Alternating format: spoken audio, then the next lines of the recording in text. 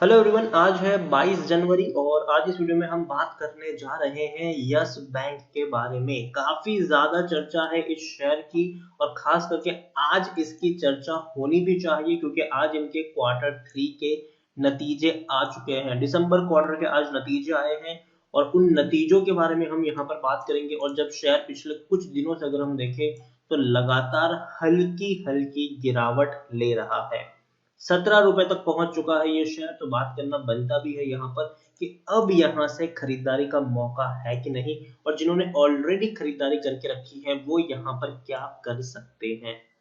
तो वीडियो को मैं शुरू करूँ उससे पहले अगर आपने अभी तक चैनल को सब्सक्राइब नहीं किया है तो प्लीज अभी इसे सब्सक्राइब कर लीजिए क्योंकि आगे भी बहुत सारे वीडियोस हैं जो आपको काफी ज्यादा हेल्प करेंगे। उसके साथ साथ अगर आपने अभी तक मेरी टेलीग्राम चैनल को सब्सक्राइब नहीं किया तो उसको भी सब्सक्राइब करना मत भूलिएगा, लिंक आपको डिस्क्रिप्शन में मिल जाएगा।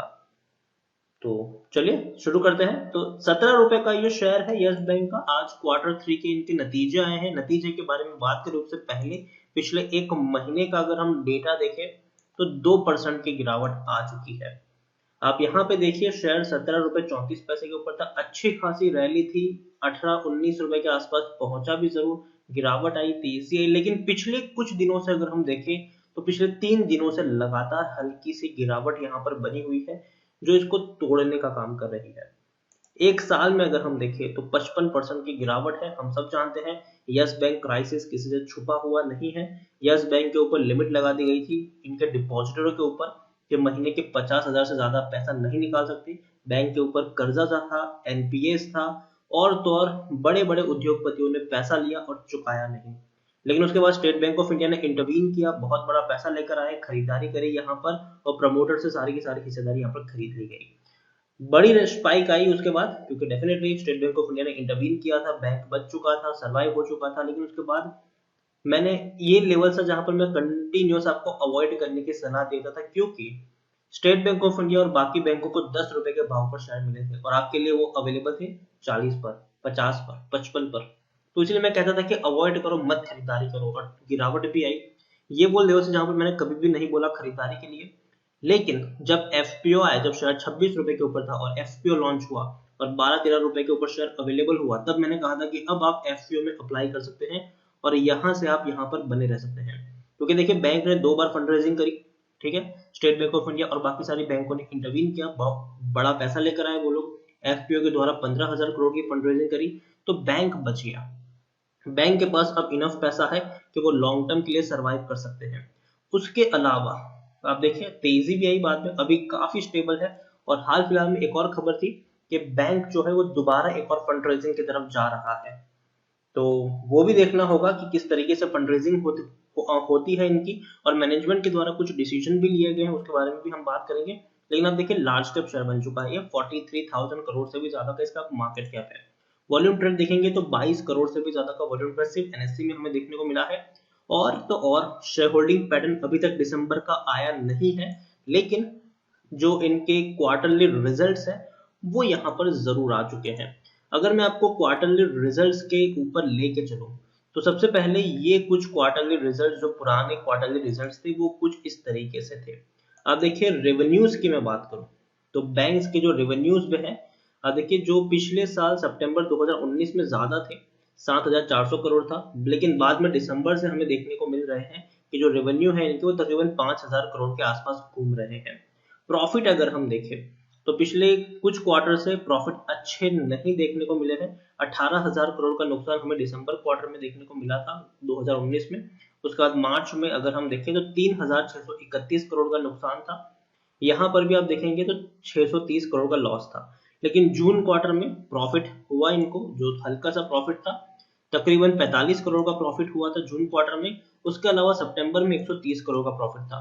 अब दिसंबर के नतीजे आ चुके हैं। दिसंबर के नतीजे अगर हम देखने जाएं तो नतीजे में जो प्रॉफिट है वो बढ़े हैं, 150 करोड़ के आसपास का प्रॉफिट हुआ है इनको। आप देखिए quarterly net profit rupees 147.68 crore, जो पिछले साल से अगर हम कंपेयर करेंगे तो बहुत ही ऊपर है क्योंकि पिछले साल तो भैया 18,560 करोड़ का इनको नुकसान हुआ था।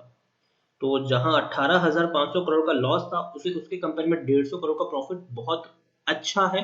लेकिन पिछले क्वार्टर के मुकाबले एवरेज है, क्योंकि पिछले क्वार्टर में तकरीबन 125 से 130 करोड़ का प्रॉफिट था, तो इस बार 150 करोड़ का ही प्रॉफिट हमें देखने को मिला है। लेकिन अगर हम यहाँ पर एक और चीज देखें तो देखिए पिछले 3 क्वार्टर्स अगर हम देखें तो क्वार्टर दर क्वार्टर ग्रोथ है। मतलब जून 2020 में 45 करोड़ का प्रॉफिट था, सितंबर 2020 में 130 करोड़ का हुआ, अब 150 करोड़ के आसपास का प्रॉफिट आपको देखने को मिलेगा। मतलब बैंक का जो परफॉर्मेंस है वो धीरे धीरे सुधर रहा है। देखिए कोई भी बैंक जब इतने बड़े क्राइसिस से गुजरती है और धीरे धीरे जिंदा होने की कोशिश करती है, तो ऐसा नहीं होता कि एक क्वार्टर में बड़ा लॉस है अब नेक्स्ट क्वार्टर में बड़ा चमत्कार कर देगा, फिर 1-2 क्वार्टर में बड़ी चमत्कार कर देगा। जी नहीं, वक्त लगता है।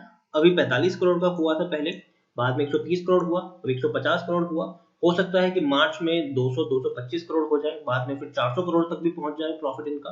देखिए धीरे धीरे सिचुएशन अच्छी होती है, सुधरती जाती है, तो ये भी हमें यहाँ पर ध्यान देना है। तो मुझे लगता है कि अच्छे हैं ये, कोई बुरे नतीजे नहीं है, और बेहतर नतीजे हम इसको कह सकते हैं कि बेहतर नतीजे इनके जरूर देखने को मिले हैं। उतने बेहतर नहीं, लेकिन हाँ एवरेज हम कह सकते हैं कि एवरेज है ये, ना उतने बुरे हैं ना ही उतने अच्छे हैं, लेकिन एक एवरेज हम इसको मान के चल सकते हैं।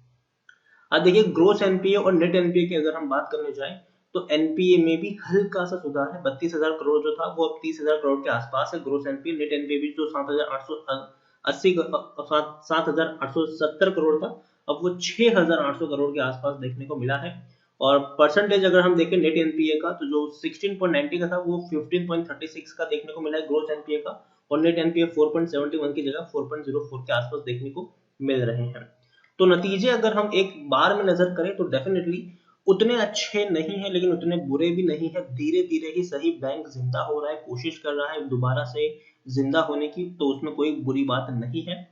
हालांकि एक्सपेक्टेशन जो थी वो ज्यादा थी लोगों की, लेकिन फिर भी 150 करोड़ का प्रॉफिट कोई बुरा प्रॉफिट नहीं है। और धीरे धीरे ही सही आपको इनकी जो स्लो एंड स्टडी वाली परफॉर्मेंस है वो इसने दिखाई है, और वो ही आपको फ्यूचर में भी देखने को मिल सकती है। इंडिविजुअल इन्वेस्टर होल्डिंग अब देखिए तो 25.38% है। अब देखने वाली बात होगी कि भैया शेयर होल्डिंग में किस तरीके से चेंजेस आया है, वो भी एक काफी इंटरेस्टिंग सब्जेक्ट होगा। यहाँ पर एक और चीज अगर मैं आपको दिखाऊं तो जो टेक्निकल रेटिंग है इनकी वो अभी न्यूट्रल है। नतीजे आने के बाद कोई उतने बेहतर नतीजे नहीं है, लेकिन और हाल फिलहाल में अगर हम देखें तो मार्केट काफी बड़े मंदी से भी गुजर रहा है। पिछले 2-3 दिन में काफी बड़ी गिरावट हमें देखने को मिली, आज पूरे मार्केट में भयंकर गिरावट थी, लेकिन यस बैंक के शेयर में फिर भी अगर हम देखें तो 1.5% की गिरावट थी, ज्यादा बड़ी गिरावट ये नहीं है। उसके अलावा अगर एक और चीज देखें तो according to Moneycontrol user 87% लोग खरीदने की सलाह दे रहे हैं, 8% लोग बेचने की बात करें, 5% लोग होल्ड करने की नसीहत दे रहे हैं। मतलब 92% लोगों का यहाँ पर पॉजिटिव व्यू है, जबकि 8% लोग आपको यहाँ पर बेच कर निकलने की भी सलाह देते हुए नजर आ रहे हैं। अच्छे अगर हम बात करें अच्छा डिविडेंड, अभी तक डिविडेंड कितना पे करेंगे कोई बारे में कोई अपडेट नहीं है। 2019 में डिविडेंड पे किया था, 2020 में डिविडेंड पे नहीं किया था, कोरोना के चलते बहुत सारी बैंकों ने पे नहीं किया, बहुत सारी कंपनियों ने भी पे नहीं किया है। देखने वाली बात होगी 2021 में डिविडेंड पे करते हैं कि नहीं, तो डेफिनेटली वो भी देखने वाली बात होगी यहाँ पर।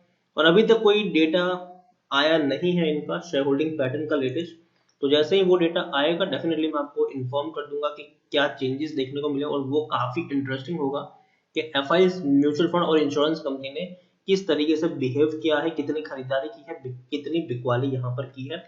मेरे हिसाब से यस बैंक की मैं बात करूं तो डेफिनेटली मुझे लगता है कि अभी भी शेयर अच्छे पॉजिटिव पर है, ट्रेंड पर है, डरने की जरूरत नहीं है। देखिए पूरे मार्केट में गिरावट है, तो यस बैंक में भी थोड़ी बहुत गिरावट लाजमी थी, तो इसलिए बने रहने की सलाह होगी मेरी यस बैंक में अभी भी। और यहाँ से अगर थोड़ी बहुत और करेक्शन भी आती है तो आप चाहे तो थोड़ी और क्वांटिटी भी यहाँ पर खरीद सकते हैं, क्योंकि देखिए यहाँ पर बात यह है कि बैंक के मैनेजमेंट ने काफी कुछ अच्छे डिसीजन भी लिए, जैसे कि जो बड़े बड़े बिजनेस लोन बांटते थे, जैसे अनिल अंबानी का अगर हम देखें तो बहुत बड़ा पैसा यस बैंक ने यस बैंक से बहुत बड़ा पैसा लिया अनिल अंबानी ग्रुप ने, एसएल ग्रुप ने, कॉक्स एंड फॉक्स ने, तो लेकिन वो चुकाया नहीं बाद में, ठीक है। तो अब धीरे धीरे उन्होंने अपना पूरा का पूरा गियर चेंज किया है, और अब वो जो लोन बांट रहे हैं वो छोटे छोटे जो एमएसएमई सेक्टर है उनको बांट रहे हैं, जिनसे रिकवरी भी बहुत आसान होती है। और इतना ही नहीं, इस बीच दो बड़ी बड़ी खबरें भी निकल कर सामने, जो हाल फिलहाल की लेटेस्ट खबरें मैंने आपको अभी ही कहा कि बैंक एक बड़ी फंड रेजिंग की तरफ जा रही है, और ये आज ही की खबर है, अभी 1 मिनट पहले ही खबर आई है, और वो ये है कि 10,000 करोड़ की फंड रेजिंग अप्रूव कर दी गई है बैंक के द्वारा। आज जो क्वार्टरली रिजल्ट डिक्लेयर हुए उसके साथ साथ फंड रेजिंग के बारे में भी डिस्कशन हुआ था, और नेक्स्ट फंड रेजिंग होगी वो 10,000 करोड़ के आसपास की फंड रेजिंग होगी। और कहीं ना कहीं वो है कि वो एफपीओ के द्वारा इससे पहले जब एफपीओ के द्वारा फंड रेजिंग की गई थी, और इस बार फंड रेजिंग जो है वो कई और तरीके से भी की जाएगी और कई सारी चीजें होगी, तो वो यहाँ पर की जाएगी। अब देखने वाली बात है कि किस तरीके से होती है, लेकिन 10,000 करोड़ की फंड रेजिंग एक और यस बैंक के द्वारा की जा रही है। दूसरी जो एक और अपडेट है वो यही है कि यस बैंक का नया इनिशिएटिव है एमएसएमई के लिए। 5 करोड़ का जो लोन है without collateral for startups and other features, मतलब स्टार्टअप्स के लिए 5 करोड़ का लोन तक देने की बात है। और खुद नितिन गडकरी ने इसका प्रमोशन भी किया। देखिए यस एमएसएमई करके जो है नई उड़ान की नई अगर जिम्मेदारी कुछ करके है, तो हाँ ये एक इनिशिएटिव लॉन्च किया गया है यस बैंक के द्वारा, मतलब 5 करोड़ तक का लोन बांटा जाएगा। और ये एक अच्छी बात है, स्टार्टअप्स को फंड रेजिंग करने की जो बात है वो एक अच्छी बात है, और उम्मीद करते हैं कि बैंक दोबारा से एक राइट ट्रैक पर लौट सकती है यहाँ से। ओवरऑल यस बैंक के लिए मैं इतना ही कहूंगा, नतीजे जो आए हैं वो एवरेज है, ना उतने अच्छे हैं ना उतने बुरे हैं, लेकिन एक चीज है कि धीरे धीरे एक रफ्तार मिलेगी इस शेयर्स को। आप देखिए पिछले 4 क्वार्टर में धीरे धीरे ही सही लेकिन तेजी आई है, आने वाले 2 क्वार्टर में और बेहतर जो रिजल्ट्स है उसकी आप उम्मीद यहाँ पर कर सकते हैं। बैंक के द्वारा एक और इनिशिएटिव लिया गया है जो एमएसएमई को लेकर, वो भी बेहतर है। उसके अलावा 10,000 करोड़ की फंड रेजिंग भी होने वाली है यस बैंक में, तो वो भी आप यहाँ पर देख सकते हैं। ओवरऑल बने रहिए यस बैंक के साथ, डरने की जरूरत नहीं है अभी भी। तो अगर 1-2 दिन की गिरावट आ भी जाए तो पैनिक मत करना, यहाँ से अगर आप चाहे तो टुकड़ों में खरीदारी कर सकते हो। अगेन मैं कह रहा हूँ, अगर आपको यहाँ पर 1000 शेयर भी खरीदने तो पहले 250 शेयर खरीदो, गिरावट आए और क्वांटिटी ऐड करो, गिरावट आए और क्वांटिटी ऐड करो, और तभी यहाँ पर खरीदारी करो। जो आपका लक्ष्य यहाँ पर कम से कम और 2-3 साल तक बने रहने का है, 2-3 साल का लक्ष्य है तो ही यहाँ पर पैसा लगाइए, वरना इससे दूर ही रहे। देखिए शॉर्ट टर्म में कोई बड़ा चमत्कार नहीं होने वाला है, वक्त लगेगा इस शेयर को धीरे धीरे ऊपर उठने में, लेकिन हाँ जब रैली आएगी तब पकड़ना मुश्किल होगा। आज 17 रुपए में अगर आपको महंगा लग रहा है तो आने वाले दिनों में आपको और महंगा भी मिल सकता है। तो यही कहूंगा, टुकड़ों में खरीदारी करो, और जब भी गिरावट आए आप यहाँ पर ऐड कर सकते हैं, और तभी ऐड करो जब आपका नजरिया आने वाले 2-3 साल तक यहाँ पर बने रहने का हो। तो वीडियो को यहीं पे एंड करूंगा, पसंद आया हो तो प्लीज लाइक कर, शेयर कर, चैनल पर अगर आप पहली बार आए तो प्लीज सब्सक्राइब कर, और यस बैंक के बारे में आप क्या सोचते हैं वो भी आप मुझे कमेंट में लिखकर बता सकते हैं। Thank you.